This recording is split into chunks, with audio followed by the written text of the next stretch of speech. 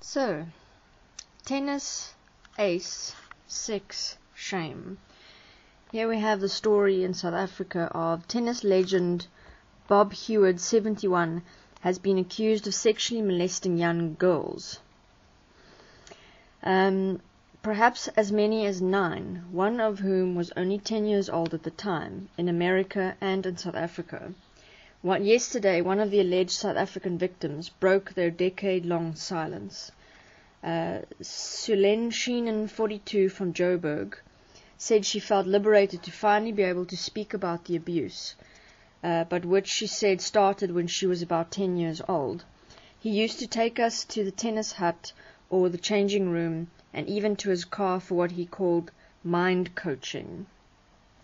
Interesting is further down in this article, they say the following.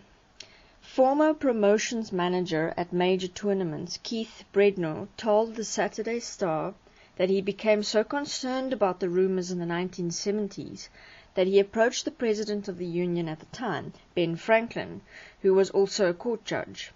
Tennis as a sport was really upfront, and Franklin said he was horrified about the allegations, but that when it came to making an accusation against someone as famous as Hewitt, nothing could be done unless one of the girls opened a case and took it to court. So, interesting here, what this is indicating is that the mindset of humanity when it comes to celebrities, and when it comes to something that we hold so dear that makes part of the current world system as it is, that we'll actually ignore the reality or the possibility or the evidence that is so strong against something like this, where somebody is saying, look, I'm being abused by this particular person, and the people involved made the decision to not take it a step further because, as they classified it, he was, bringing tennis to the forefront, and he was one of the most famous tennis players at the time, and they didn't want to make waves, meaning it was again all about money. This girl and the girls who were being abused, their life and what they were going through was being put to side simply so that people can keep participating in the money and the ego that was being endorsed and that was being supported through this tennis player's activities. So this again is an example of, as society, what we will move aside in our minds and what we will allow simply to keep allowing the money system as it currently exists.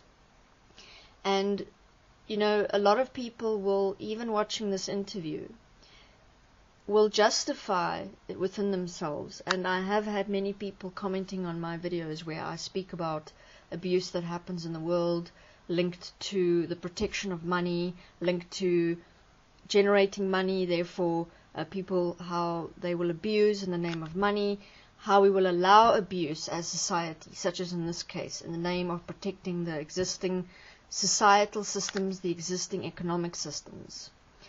And a lot of people will comment on my video saying, oh, but yes, you don't understand. Or, but you can't now generalize that this has happened. Really? I mean, how many people get abused within the current economic system so that people can continue participating in what we already have created? This has become not the mindset of 1 or 2 people, not even only my perspective on this. You can look at it for yourself, and you will notice that every single human who currently continues participating within the current world systems, which is every single person, you cannot not participate in the money system. Everything you require, you have to buy with money.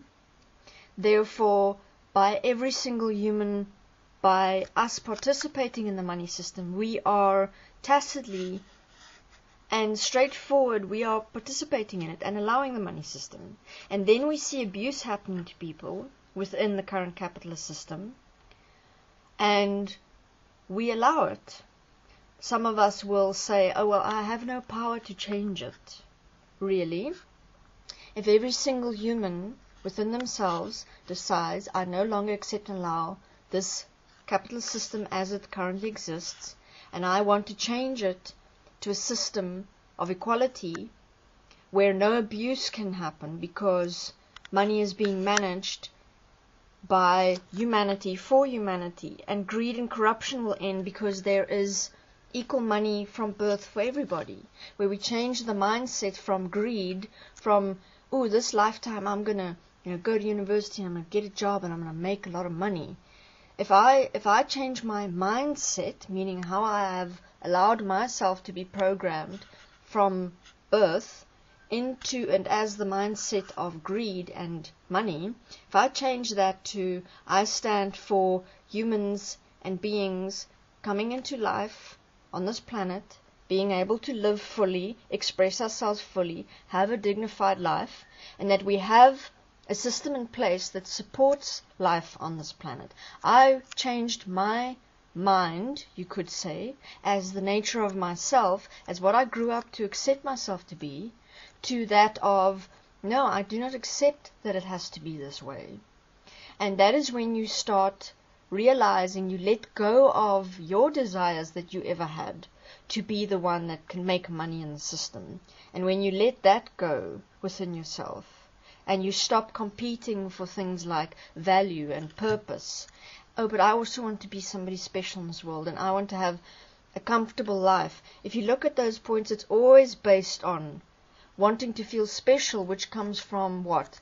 You can only feel like your money is making you feel special if you can compare it to the next person who does not have the same as you.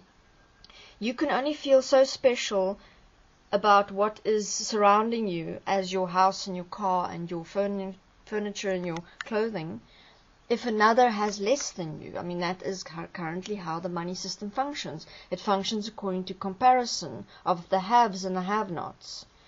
And if we start paying attention to how we value things, therefore not valuing ourselves in accordance to what money we have, meaning self-value because you have money, and you change that within yourself so that you stop relying on consumerism to feel better about yourself, then you are standing at a point where you start seeing, but wait a minute, this current money system that I have been a part of simply existed so that people can feel good about themselves within this lifetime. And if we change that, the value system of self, and then what is going to happen is we're going to question the money system, because then we're going to say, okay, the way it was done in the past is not acceptable anymore. And now we can look at changing it so that everybody has the same, everybody has an equal life, and everybody will participate in the labor system to develop and to participate in work that needs to be done. That is what we will do as a community, as everybody will be given and will take responsibilities and will work together as groups to get the work done that needs to get done for us to be able to have a decent life and to have the things that we require. Not the things that the ego wants to feel special, the things that we actually require. And if we get at that point, and I found that within myself, I had to move through, you could say, stages or layers, where I had to realize one point. Before I could let go of my attachment to the existing money system, I had to, I mean, it's fine for me to look at things like this. Look at these girls. They were abused and nobody did anything about it because of fame and the money that came with the sport industry. And I had to myself realize, am I willing to let go of that money system? If I placed myself in the shoes of those people who didn't speak up, and if I placed myself in the shoes of the people every single day in the world who do not speak up against abuse, would I be able to do that? And there was a reaction in me. I'm talking now in the beginning when I started working with the point of an equal money system. There was a reaction because my mind said to me, no, I also want to have money so I can buy nice things, so I can feel good about myself. So I had to start at that point, the value system of self, and change that within myself so that I could walk the points and look at, now that I have stopped and applied self-forgiveness on defining self according to what money can buy, until I stand clear and I do not require buying things, it does not change who I am. I'm still here in self-appreciation, self-support, self-acceptance. I remain. Nothing can change that about me as who I am here as the physical. Once I got to that point, then I could start looking at, okay, I want everybody in the world to have a dignified life, so that we can get to the point of living and expressing for every single being. It's not, remember, this is not excluded to a certain group. This is for every single human being who is born. Every single being will now have a dignified life. We'll start changing how we interact with animals, with nature. Everything will become about doing what is best for all and creating a life that is best for the planet, for the beings on it. And that is what I started seeing as a possibility. But I had to change me, and now I'm able to start seeing clearly. I mean, to me, it is such common sense that, oh, here's a guy, he abused a girl. Immediately, as who I am now, if I was in a position of being able to do something about this, or I am one day in a position, I will do something about it. I will hold this being accountable. I will immediately take on the system of which he was a part of, the sport industry. I would take that on, and I would, work with what is necessary to be done to, again, in the future, ever allow such abuse to happen. People will be held accountable. Things will not be protected in the name of greed, and people will then have to face themselves in what they have done. And this is not exclusive to this person either. This is happening, people abusing each other in secret due to sexual fantasies and things like that. This happens more than what people are even willing to admit. Okay? So we'll be able to get to working with these people and assisting and supporting them through their own self-creation, but only if people will call it out and say, I see this about you, or somebody says this person has abused me. Then we can actually work with a person and work through the layers of purifying ourselves when these type of things come up. Because, obviously realize that if an equal money system is in place, it'll allow us to start working with the creation and the design of man. It's not going to miraculously, like some special Jesus wand, heal everybody like the enlightened people would like to think it's going to happen. No. We're going to have to go through the design of each person, and it's going to become life for us in the future, where every person gets over what it is that is existing within you as the demon of self. So a lot of people shy away from this, which is fascinating. When we talk about it, a lot of people go, no, you're trying to mind control me. No.